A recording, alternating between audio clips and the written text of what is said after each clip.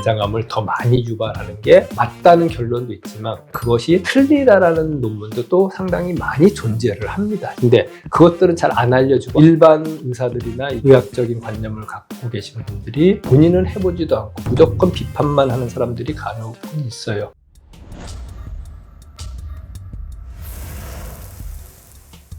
안녕하세요. 미용의학을 23년째 하고 있는 미와 아주 친한 의사, 미친 의사 김광태입니다. 안녕하세요. 조 대표입니다. 오늘은 의사 선생님들이 하시는 유튜브 채널이라든지 어떤 의학적인 정보나 과학적인 정보를 주는 어떤 채널을 많이 보시다 보면은 논문에 준해서 말씀을 하시는 분들이 상당히 많이 있으실 거예요. 그러면은 과연 그 논문을 우리가 100% 믿을 수 있는 거냐 없는 거냐에 대해서 한번 얘기를 좀 해보려고 합니다. 같은 주제를 얘기하고 있지만 상반된 의견을 주장하고 있는 논문들이 굉장히 많은데요. 이럴 때는 저희가 어떻게 받아들여야 될까요? 기본적으로 의사들은 의학적인 사실을 얘기할 때는 논문에 준해서 많이 얘기를 합니다. 저도 그렇고요. 제가 얘기하는 대부분의 내용들은 한 번이라도 논문에 나왔던 이야기들을 기본적인 베이스로 깔고 얘기를 하고 있습니다. 요거를 간단하게 이제 한 예를 들어서 제가 설명을 좀 해드릴게요. 제가 올린 쇼츠 중에 대장암에 관한 쇼츠가 있었는데 댓글 다신 어느 분이 붉은색 육류를 섭취했을 때 햄아이온이라는 성분이 대장암을 유발한다라는 댓글을 다신 분이 있어요. 이제 거기에 대해서 잠깐 설명을 드리자면요. 예를 들어서 육류를 많이 먹은 사람들이 대장암 확률이 더 높다라는 논문 같은 거를 할 때도 보면은 설문조사를 통해서 당신은 육류를 일주일에 몇백 그램이나 섭취하십니까? 그런 걸 기준으로 해서 육류 섭취를 많이 하는 분, 육류 섭취를 적게 하는 사람의 그룹을 나눠서 몇 년에 걸쳐서 실험을 하고 나중에 봤더니 육류를 많이 섭취한 분들이 유의미하게 대장암의 확률이 조금 더 높더라. 이런 결론들이 많이 나오는 논문들이 있습니다. 그 논문에서 간과된 것이 어떤 거냐면은 육류를 많이 먹는 사람이 단순히 육류만 많이 먹었냐, 채식 위주로 했던 사람들이 그럼 어떤 식사를 했냐, 나머지 식사에 대한 그런 데이터가 전혀 없다는 거죠. 거의 대부분의 사람들이 갖고 있는 기본 개념은 육식은 건강에 해롭고 채식은 건강에 좋다는 개념이 기본적으로 잡혀 있습니다. 그러다 보니까 상대적으로 육류 섭취를 많이 하시는 분들은 그 외에 정크푸드나 더 안 좋은 음식도 같이 많이 섭취하는 경향이 높았다는 겁니다.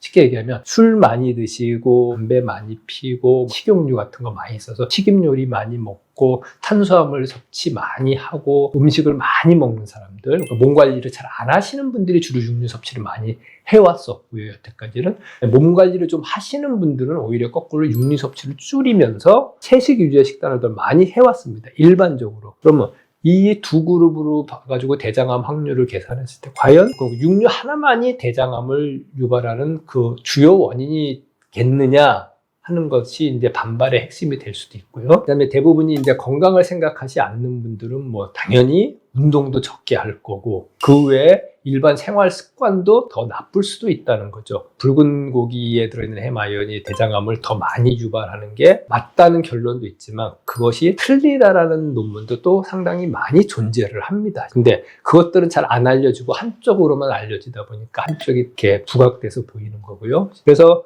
이 햄아이온이 대장암을 유발하지 않는다는 얘기가 아닙니다. 다른 논문들도 보면 햄아이온 자체가 대장암을 유발할 수 있다는 근거는 있지만은 실질적으로 햄아이온이 그런 식으로 작용하기 위해서는 그 외에 다른 것들이 영향을 많이 미칠 수 있다는 거죠. 그것들이 대표적인 게 고혈당 음식이라든지 오메가6가 많이 함유된 음식이라든지 한의보들이 먹는 것처럼 좋은 고기, 목초우의 내장육 이런 것을 먹는 게 아니고 가공된 식품, 가공육을 많이 먹었다는 거죠.